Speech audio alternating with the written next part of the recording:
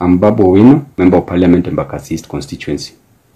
I know what it means to go without food. I know what it means to live from hand to mouth. I know what it's like to be uncertain of the future.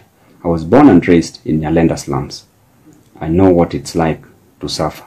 I won't let my people suffer under my watch because of the coronavirus pandemic, which is causing a lot of pandemonium and global panic.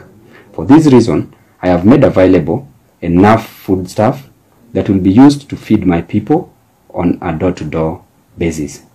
I have made available mattresses and beddings that will be used, that will help to maintain social distancing even in the bedrooms in various homes. I have also acquired water tanks, 10,000 liter water tanks that will be used to distribute water in various parts of the constituency, and it will be done for free. And a further 1,000 liter water tanks that will be used for hand washing. I have also made available sanitizers that will be used for disinfection and maintaining hygiene within the constituency. Lastly, I would like to take this opportunity to thank Containers Limited, to thank Kenya Pipeline, Kabansora Limited, and Mr. Pankaj Shah for their generous contribution towards this cause. May God bless the people of Embakasi East. May God bless Kenyans. And thank you very much. Keep